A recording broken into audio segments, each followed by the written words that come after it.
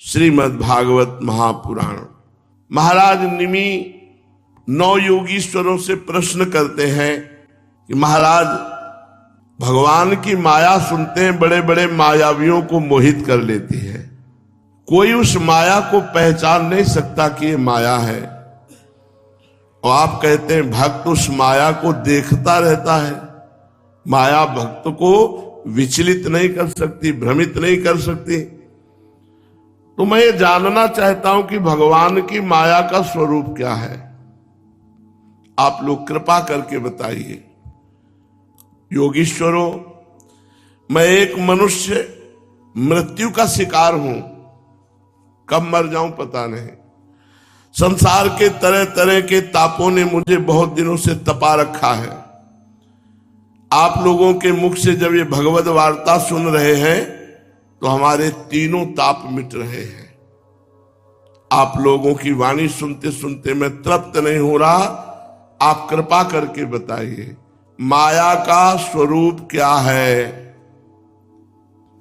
अब तीसरे योगीश्वर अंतरिक्ष जी ने कहा, राजन, पहली बात है कि भगवान की माया का वर्णन ही नहीं किया जा सकता, क्योंकि वो अनिर्वचनीय है। भगवान की माया का वर्णन ही नहीं किया जा सकता क्योंकि वो अनिर्वचनीय है। आदि पुरुष परमात्मा जिस शक्ति से संपूर्ण भूतों के रूप में स्वयं बन जाते हैं, ध्यान दीजिए, जिस शक्ति का आवरण डालकर के स्वयं परमात्मा जीव रूप से खेल रहा है, और उनके विषय भोग तथा मोक्ष की सिद्धि के लिए विषय भोग भी परमात्मा बना हुआ है, पर यह ज्ञान नहीं है, इसीलिए बाधक है। मोक्ष भी परमात्मा ही है, तो मृत्यु भी परमात्मा है, दुख भी परमात्मा है। जिसको सर्वात्म परमात्मा भाव हो जाता है वो माया मुक्त महापुरुष है। नहीं, भगवान माया का पर्दा ओढ़कर स्थूल शरीर, सूक्ष्म शरीर, कारण शरीर का स्वयं सच्चिदानंद पर ब्रह्म विराजमान है। वही माया से पंचभूत शरीर रचते हैं, देव मनुष्य आदि शरीर, और उसी में विराजमान होकर गुप्त हो जाते हैं। कहां कोई जान पा रहा है भगवान विराजमान है, और साक्षात श्री भगवान विराजमान है, दूसरा कोई नहीं। इसी का नाम माया है कि भगवान ना दिखाई देकर भगवान के द्वारा रचित जितना नानात्व है वो स्वयं भगवान बने हैं। पंचभूत स्वयं भगवान बने हुए, पर दिखाई न देना, यही भगवान की माया है। पंच महाभूतों द्वारा बने हुए प्राणी शरीरों में भगवान अंतर्यामी रूप से प्रवेश कर जाते हैं। भगवान ही एक मन के रूप में प्रवेश कर जाते हैं। भगवान ही 5 ज्ञानेंद्रियां, 5 कर्मेंद्रियों के रूप में, और जीव इसी भोगों में, इन्हीं इंद्रियों से भोग भोग कर पूरा जीवन नष्ट कर देता। ये भगवान की माया है। देहाभिमानी जीव, देखो कितनी बढ़िया बात, स्पष्ट वर्णन हो रही कि भगवान ही अंतर्यामी रूप से इसमें बैठे हैं, भगवान ही एक मन रूप से बैठे हैं, भगवान ही 5 ज्ञानेंद्रियां, 5 कर्मेंद्रियां के रूप से बैठे। पर भोगों में वो इतना मतवाला हो जाता है, वो अपने स्वरूप को भूल जाता है। ये श्री भगवान सबके हृदय में बैठे हैं, ये बात भूल जाता है। यही भगवान की माया। भुला देना भगवान की माया, छुपा देना भगवान की माया। वह देहाभिमानी जीव अंतर्यामी के द्वारा प्रकाशित इंद्रियों के द्वारा विषयों का भोग करता है, और इस पंचभूतों के द्वारा निर्मित शरीर को अपना स्वरूप मानकर आसक्त हो जाता है। ये भगवान की माया है। अब वो कर्मेंद्रियों से सकाम कर्म करता है, उनके अनुसार शुभ कर्म का फल सुख और अशुभ कर्म का फल दुख भोग करने लगता है, और मैं शरीरधारी हूं नहीं, मैं शरीर ही हूं, ऐसा भ्रम होने लगता है और संसार में भटकने लगता है। ये भगवान की माया है। इस प्रकार यह जीव ऐसी अनेक अमंगलमयी कर्म गतियों को, उनके फलों को प्राप्त होता है और महाभूतों के प्रलय पर्यंत विवश होकर जन्म के बाद मृत्यु, मृत्यु के बाद जन्म को प्राप्त होता है। ये भगवान की माया है। जब पंचभूतों का प्रलय का समय आता है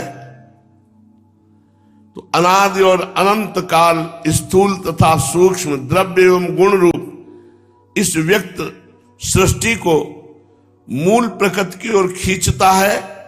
ये भगवान की माया है। जब सृष्टि के महाप्रलय का समय आता है तो काल संपूर्ण सृष्टि को मूल की तरफ खींचता है, विनाश करता है। क्या करता है? उस समय ये होगा 100 वर्ष तक भयंकर सूखा पड़ेगा। 100 वर्ष तक पानी पीने को नहीं मिलेगा। जब 100 वर्ष पानी ही नहीं होगा, वर्षा ही नहीं होगी, तो धरातल का पानी सूख जाएगा।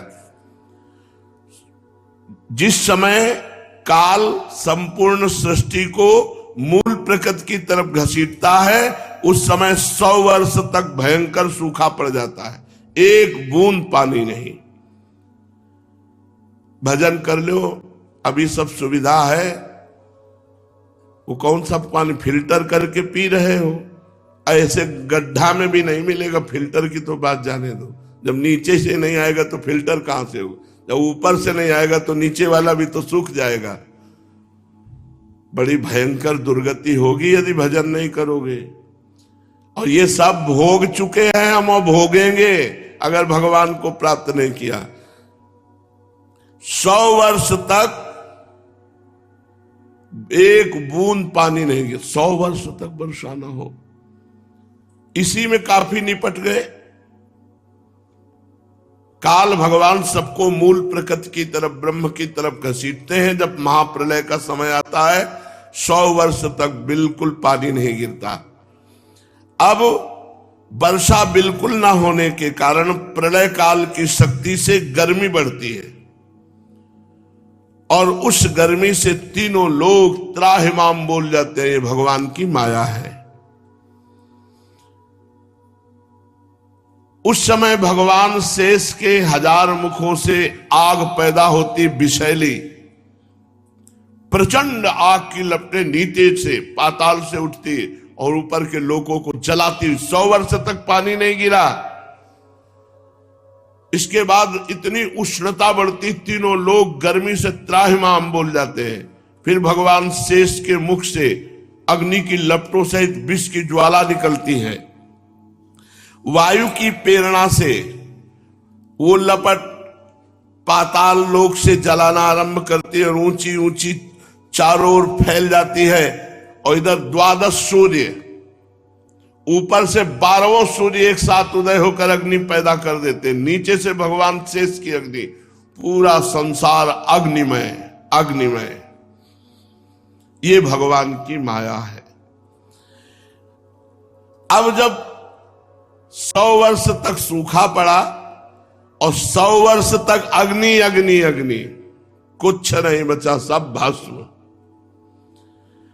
फिर प्रलयकालीन सांवर्तक मेघगण, हाथी की सूंड के समान मोटी मोटी धाराएं, 100 वर्ष तक वर्षा ही वर्षा।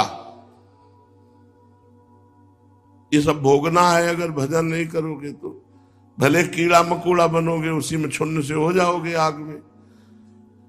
भजन कर लो, भगवत प्राप्ति कर लो, बहुत आवश्यक है। मानव देह में हो सकती है, अन्य देह में नहीं। संपूर्ण ब्रह्मांड जलमय। पहले 100 वर्ष तक सूखा, 100 वर्ष तक भयंकर गर्मी, फिर 100 वर्ष तक आग की लपटें, नीचे से भगवान संकर्षण शेष जी, ऊपर से 12 आदित्य, और पूरा संसार भस्म हो गया। अब फिर मोटी मोटी सूंड की, जैसे हाथी की होती है, ऐसे धारा, बूंदे नहीं धारा, पूरा ब्रह्मांड जलमय हो गया। ये भगवान की माया है। राजन, जैसे बिना ईंधन की आग बुझ जाती है, वैसे ही विराट पुरुष ब्रह्मा अपने ब्रह्मांड शरीर को छोड़कर सूक्ष्म स्वरूप अव्यक्त भगवान में लीन हो जाते हैं। ये भगवान की माया। अब वायु पृथ्वी की गंध को खींच लेती, जिससे पृथ्वी जल रूप हो जाती, पृथ्वी नाम की कोई चीज नहीं रह जाती। और वही वायु जल के रस को खींच लेता है तो जल अग्नि रूप हो जाता है। ये भगवान की माया है। और जब अंधकार अग्नि के रूप को छीन लेता है तब अग्नि वायु रूप हो जाती है।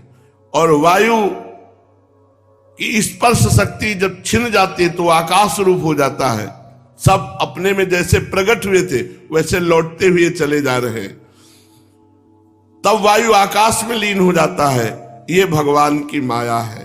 तदनंतर काल रूप परमात्मा आकाश के शब्द गुण का हरण कर लेता है, जिससे वो तामस अहंकार में लीन हो जाता है।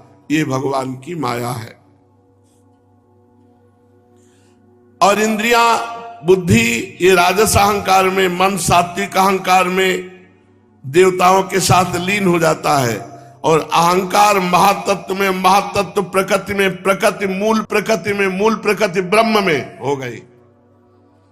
यहीं से शुरू हुआ था, ये महाप्रलय हो गया। ये भगवान की माया। जब सृष्टि होना होता है तो ब्रह्म से मूल प्रकृति से त्रिगुणात्मिका प्रकृति, त्रिगुणात्मिका प्रकृति से महातत्व, महातत्व से अहंकार, अहंकार त्रिविध अहंकार में इंद्रिया, मन, देवता, सब बुद्धि, सब प्रकट, और उसी से पूरी सृष्टि।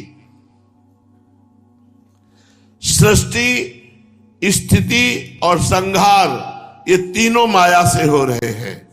हमने सूक्ष्म रूप से ये माया का वर्णन किया। अब क्या सुनना चाहते हो राजन? तो राजा निमि ने पूछा, महर्षि ये तो बड़ी कठिन है भगवान की माया। जरा सोचो, उस समय जब 100 वर्ष सूखा पड़ेगा, सोचो उस समय जब 100 वर्ष आग गिरेगी, जब 100 वर्ष वर्षा होगी, पूरा ब्रह्मांड लीन होगा, उस समय की स्थिति को सोचो।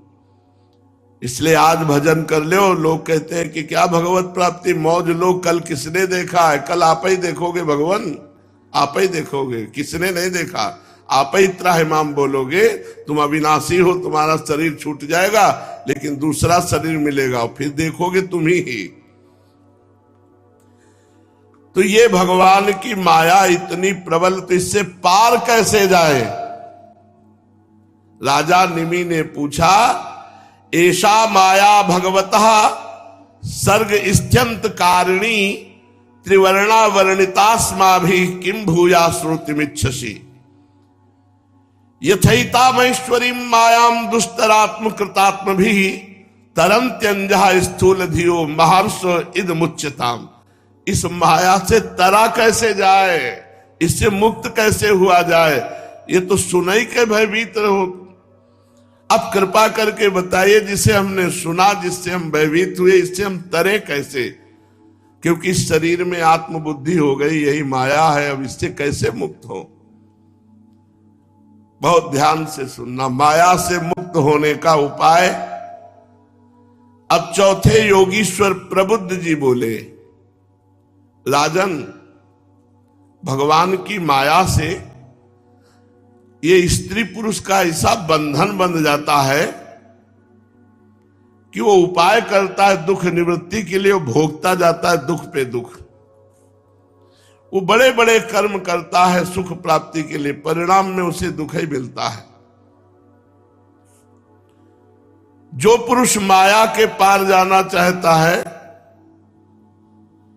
उसको चाहिए कि विचार करे कि कर्मों का फल विपरीत क्यों हमें मिल रहा है। हम कर्म करते हैं सुख के लिए, जैसे पूरे संसार में जितने मनुष्य हैं सब सुख के लिए कर्म करते हैं, दुख के लिए कोई कर्म नहीं करता, पर परिणाम में दुख भोगने को मिलता है। तो विचार करना चाहिए हमसे त्रुटि कहां हो गई। सुख के बदले में दुख पाते हैं, दुख निवृत्ति के स्थान पर दिनों दिन दुख बढ़ता जाता है। एक धन को ले लो, इससे दिन पर दिन दुख बढ़ता है, इसको पाना कठिन। मिल जाए तो ये आत्मज्ञान के लिए मृत्यु रूप है, मृत्यु स्वरूप है। श्री स्वामी हरिदास जी महाराज कहे, हरिदास मीच जो आवे त्यो धन है आप उनको। अध्यात्म में धन क्या है? बोले मृत्यु स्वरूप है। जो इस धन का चिंतन, धन में एक बड़ा भारी दोष है, 15 दोष तो है ही हो, एक बड़ा भारी दोष है गिनती में सुख मिलना। आप हो गए खुद मर करके यमराज के अतिथि और यहां बैंक बैलेंस जोड़ जोड़ के मर गए। बहुत विचित्र हाल है। एक धन को ले लो, ये दिन पर दिन दुख बढ़ाता रहता है, इसको पाना कठिन। मिल जाए तो ये आत्मा के लिए मृत्यु स्वरूप है। जो धन की चिंतन में उलझन में पड़ जाए वो अपने आप को भूल जाता है। एक धन की बात केवल। फिर स्त्री, जड़ चेतन की तो ग्रंथि पड़ी है, ये और बड़ी ग्रंथि पड़ गई। एक शब्द है, हम आपके बिना जीवित नहीं रह सकते। ये हर उस हृदय से निकलेगा जो स्त्रैण है, स्त्री आसक्त है। और हर हृदय स्त्री आसक्त हो जाएगा यदि हरि का आश्रय नहीं है तो। ये छोटी मोटी शक्ति नहीं है भगवान की, यही माया है विचित्र। ऐसा महसूस होता है कि हम आपके बिना जीवित नहीं रह सकते। फिर जो तांडव करती है माया, बड़े बड़ों को घुटने पे लेकर वो रात दिन समझ ही नहीं पाया कि आयु कब नष्ट हो गई। मृदु भाषण सुधामयम बाचो कामनाम रसवर्धनम, अमृत जैसी बातें। आए थे हरिभजलन काउंटे लाख कपास, आए थे ब्रह्म प्राप्ति के लिए, मानव देह मिला था भगवत प्राप्ति के लिए। एक धन को ले लो, दूसरा करे एक स्त्री को ले लो। दिन प्रतिदिन आसक्ति, दिन प्रतिदिन आसक्ति। घर को ले लो, एक परिवार के बड़े बूढ़े, तो उनको आइए आप वृंदावन वास कीजिए, आपकी सारी व्यवस्था। उनका एक एक ईंट हमारी मेहनत से लगी हुई इस घर में, इसी में मरेंगे। तो हम कहा उनको और बता देना, मर के छिपकली बनेंगे और इसी दीवार में छिपके घूमेंगे। घर को ले लो, पुत्र को ले लो, स्वजन संबंधी रिश्ते नातेदार, ये सब नाशवान। इतना जोर का बंधन भगवान की माया का कि इन सब की प्राप्ति हो जाने पर भी उसको याद नहीं आता कि मेरा प्रधान कर्तव्य था कि मैं जाऊंगा भगवान का भजन करके अपने को मुक्त करूंगा। जब मां के गर्भ में था और भयानक कष्ट भोग रहा था, उस समय भगवान ने जब उसे ज्ञान दिया तो जीव ने भगवान से वादा किया कि एक बार मुझे मां के गर्भ से बाहर कर दो प्रभु, मैं जाके आपका ऐसा भजन करूंगा कि दोबारा गर्भ में नाव पर वो आकर भूमि परत भा ढाबर पानी तिम जीवई माया लपटा दी। वो फिर भूल गया भगवान को, ये हो जाए ये हो जाए, वो सब हो गया फिर भी भूल गया और अपने को अविनाशी मानने लगा शरीर को। भला बताओ क्या सुख शांति मिल सकती है? एवं लोकम परम विद्या नश्वरम कर्म निर्मितम सातुल्यातिशय ध्वंसम यथा मंडलवर्तिनाम। ये तो हुई इस लोक की बात। ऐसे ही परलोक में भी है, स्वर्ग आदि लोक में एक विमान मिलता है, अप्सरा मिलती, भोग सामग्री मिलती, भोगो। पुण्य क्षीण हुआ पुनः मृत्यु लोक में। वही तुम्हारे विमान के पास से घंटी बजती हुई दूसरा विमान गया जो तुमसे सर्वश्रेष्ठ है, तुमसे श्रेष्ठ अप्सरा है, वो देख देख के जल रहा है। और स्वर्ग में पहुंचने वाले को एक माला पहना दी जाती है, जब उसका पतन का समय आता है माला कुम्हलाने लगती। भयंकर कष्ट, ना विमान साथ, ना वो अप्सरा साथ, ना भोग सामग्री साथ। तो जैसे इस लोक में वैसे परलोक में भी। इसलिए जो भगवत प्राप्ति करना चाहता है उसे लोक और परलोक दोनों के भोगों से वैराग्य चाहिए। और नाम जापक को जब भगवत भजन की लगन लगती है तो ब्रह्मादि के भोग सब विषम लागत ताई, नारायण ब्रज चंद की लगन लगी है जाई। ब्रह्मादि के भोगों से भी वैराग्य हो जाता है। बहुत कठिन है, शब्द कह दिया केवल ब्रह्मादि के भोगों से वैराग्य। अरे मर्त्य लोक के जब इनको क्रॉस करे, मर्त्य लोक के कोई भोग उसे आसक्त न कर पाए, तब स्वर्गिक, फिर महालोक, जनलोक, तपलोक, ब्रह्मलोक। 100 रुपया में तो ईमान डिगाए हुए हैं, तो करोड़ रुपया कहां से आवे। जब साधारण मर्त्य भोगों में हमारी स्थिति गिर गई तो फिर दिव्य भोग कहां से आए। एक थे सुंद उपसुंद, ये एक साथ पैदा हुए थे, दोनों सगे भाई। अगर ये चलेंगे तो एक साथ, बोलेंगे तो एक साथ, खाएंगे तो एक साथ, हंसेंगे तो एक साथ, खेलेंगे तो एक साथ, दिनचर्या होगी तो एक साथ। तो तपस्या एक साथ की और ऐसी भयंकर तपस्या की कि भगवान ब्रह्मा जी प्रकट हुए।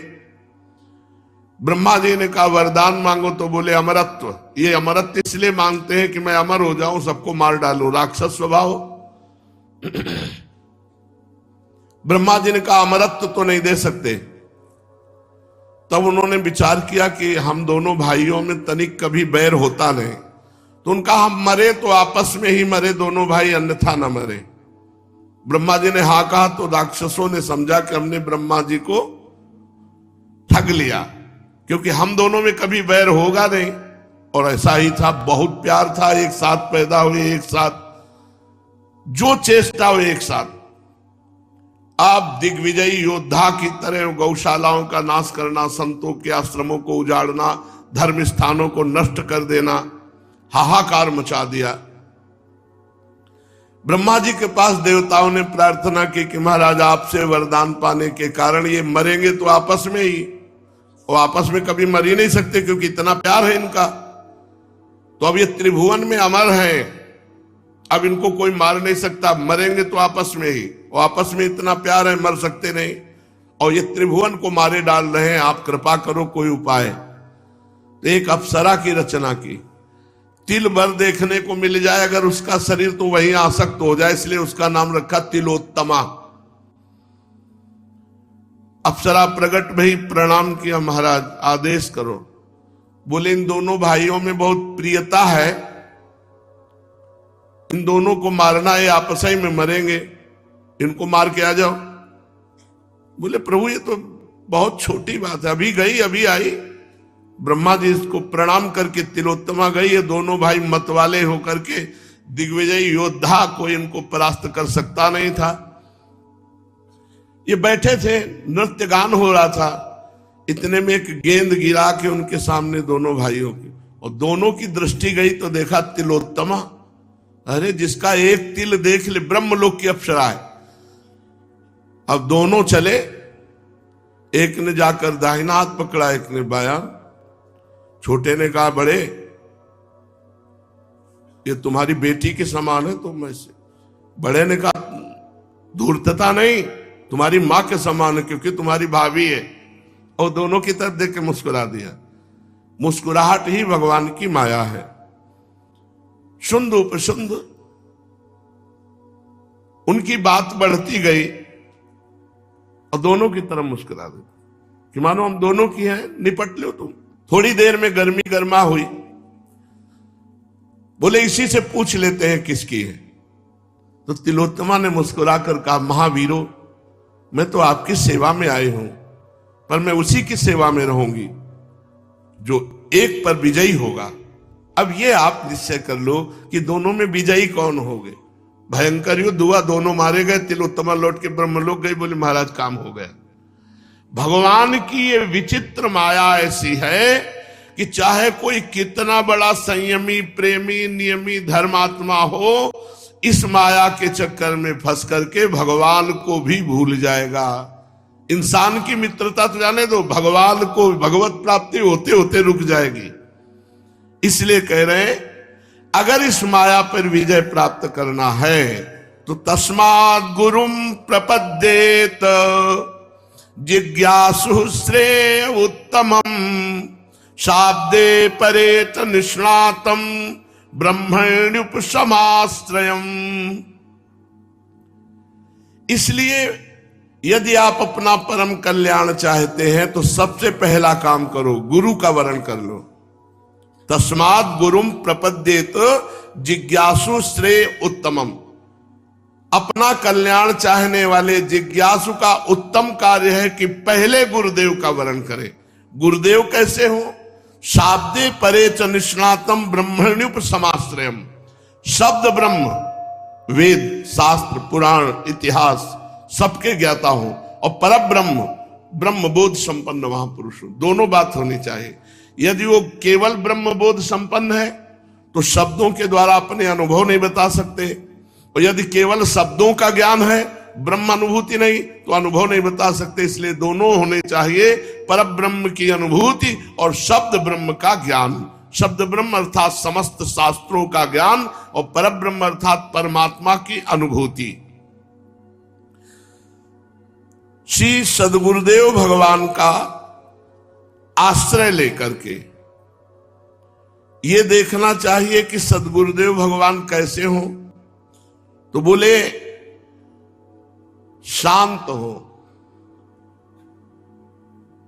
शांत उसे कहते हैं मान अपमान, निंदा स्तुति, लाभ हानि, दुख सुख हर परिस्थिति में शांत।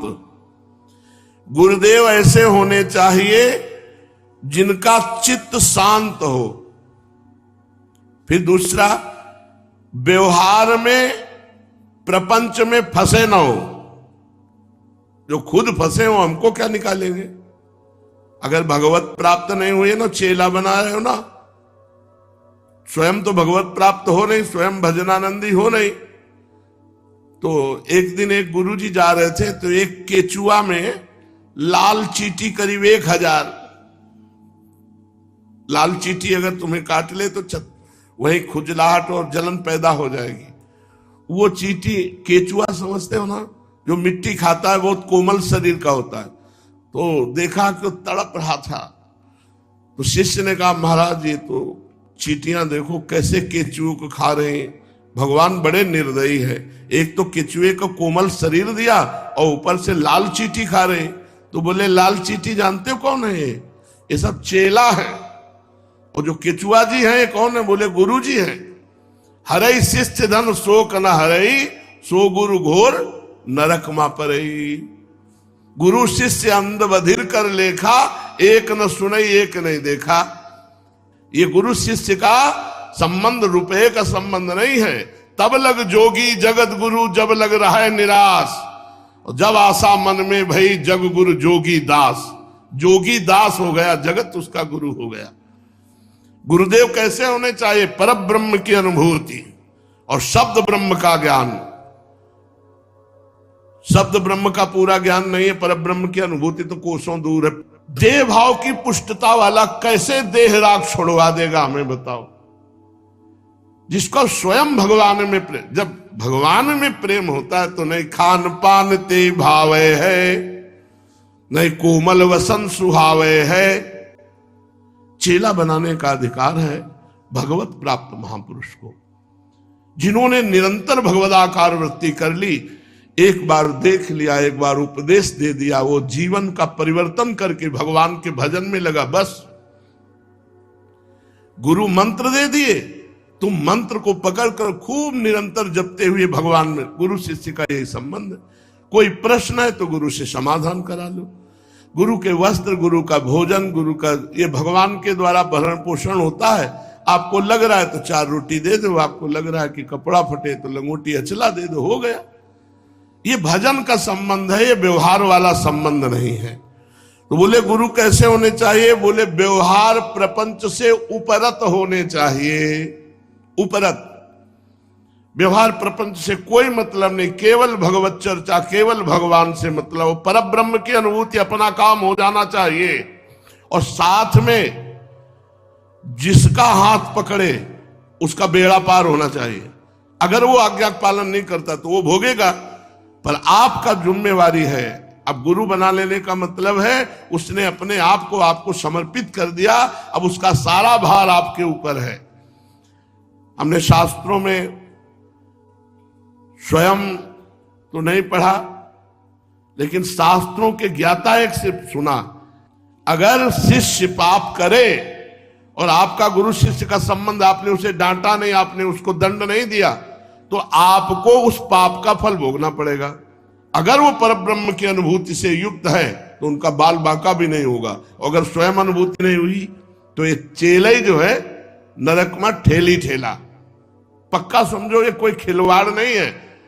आजकल इसे बहुत बड़ा व्यापार बना लिया गया है गुरु शिष्य के संबंध को, जो बहुत हानिकारक है। जब तक भगवत प्राप्ति न हो तब तक आगे बढ़ता रहे साधक, कभी इन सब बाहरी व्यवहारों में न पड़े। ये प्रपंच नहीं होना चाहिए। व्यवहार प्रपंच से मुक्त गुरु और व्यवहार प्रपंच से मुक्त करना शिष्य का जो संबंध है वो ये है। गुरु पर ब्रह्म की अनुभूति, शाब्द ब्रह्म के ज्ञाता और शांत चित्त और व्यवहार से उपरत होने चाहिए वो, ताकि अपने ब्रह्मानुभूति की बातें अपने शिष्य को बताकर उसे माया मुक्त कर सके। 88,000 ऋषि हैं, शौनक जी उनके मुखिया हैं। 88,000 एक साथ रहते, 88,000 ऋषि एक साथ, शौनक जी उनके मुखिया। 60,000 ऋषि बालखिल्य ऋषि 60,000 एक साथ रहते हैं। 60,000, 88,000। वो कथा भी होती थी वहां, वो माइक नहीं था, बिना माइक के श्री सूत जी बोलते थे और 88,000 ऋषि बैठ के सुनते। 88,000 बैठे तो हमें लगता है परिक्रमा मार्ग सब ऐसे 88,000 बहुत होते हैं, वहां तक आवाज जाए। इतना पवित्र शांत वातावरण, भगवत स्वरूप। 88,000 ऋषि एक साथ बैठकर भगवत कथा सुनते, किसी में न राग न द्वेष, न किसी में बाह्य प्रपंच, न संसारिक भोगों की आकांक्षा। 88,000 एक साथ रहना ये बहुत आश्चर्य की बात। 60,000 एक साथ रहना, बालखिल्य ऋषि। दुर्वासा भी जी जब चलते थे तो 60,000 उनके भी शिष्य थे। 60,000 शिष्य दुर्वासा जी के थे। जिज्ञासु को चाहिए कि गुरुदेव को ही अपना परम प्रीतम आत्मा परमात्मा मान ले। एक तो गुरु जल्दी बनावे नहीं, हम आपसे साफ बात कहते, कथा सुन के गुरु मत बनाओ, प्रवचन सुन के गुरु मत बनाओ। जल्दी बनाओगे ना तो जल्दी ही छोड़ दोगे। साल 2 साल 4 साल पहले उनको देखो, ज्ञान की छन्नी लगा के जितना तुम्हें भगवान ने दिया उससे छानो कि ये गुरु भगवान, हमारे गुरु भगवान बनने लायक है कि नहीं है। एक एक गुण अवगुण सद्गुण, उठना बैठना बोलना बातचीत, और जब गुरु बना ले तो गुरु ब्रह्मा गुरु विष्णु गुरुदेव महेश्वरा, गुरु साक्षात परब्रह्म तस्मै श्री गुरुवे नमः। हमारे परब्रह्म परमात्मा गुरुदेव हैं, अब हमें और कोई साक्षात्कार नहीं चाहिए, ऐसा भाव होना चाहिए। अपने गुरुदेव को ही परम प्रीतम, परम प्रीतम मतलब इनसे बढ़कर कोई प्यारा नहीं। अपने गुरुदेव को ही अपनी आत्मा, अपने गुरुदेव को ही परमात्मा मानना चाहिए। निष्कपट भाव से गुरुदेव की आज्ञा में रहना, कपट नहीं, अपनी कोई रुचि नहीं, गुरुदेव की रुचि। जोई जोई प्यारो करे सोई मुहि भावे, अब जोई कहां करें हम सोई, आयस लिए चले निज दासी। भगवान को प्राप्त कराने वाले भक्ति भाव के साधनों की क्रियात्मक शिक्षा गुरुदेव से ग्रहण करें। इन्हीं साधनों से सर्वात्मा एवं भक्तों को अपने आत्मा का दान करने वाले भगवान प्रसन्न हो जाते हैं। गुरुदेव के संग से शरीर में, संतान में अनासक्ति हो, अनासक्ति सीखे। गुरुदेव के संग का क्या मतलब है? शरीर में राग न रह जाए, अपनापन न रह जाए, संसार के संबंधों में अपनापन न रह जाए। गुरु आज्ञा करी इसी, जो गुरु का आदेश हो गया वही हमारे जीवन में सर्वोपरि। फिर भगवान के भक्तों से कैसे प्रेम करना चाहिए? गुरु सोई जो साधु सेवावे और साधु सोई जो विषय छुड़ावे। हरिराम व्यास जी ने कहा गुरु वही है जो संतों से प्रेम करा दे, संत वही है जो भगवान से प्रेम करा दे, विषयों से राग छुड़ा दे। पहले शरीर और संतान में अनासक्ति सीखे, फिर भक्तों से कैसे प्रेम किया जाता है गुरुदेव से ये सीखे, फिर सबसे दया, मैत्री, विनय, निष्कपट भाव ये सीखे। मिट्टी जलादि से बाह्य शरीर की पवित्रता, छल कपट के त्याग से भीतर की पवित्रता, अपने धर्म का अनुष्ठान, सहन शक्ति, ये गुरुदेव से सीखे। बड़ा सुंदर प्रसंग है, जल्दी जल्दी में रस नहीं आएगा, इसलिए शेष चर्चा आगे। श्री राधा वल्लभ लाल की।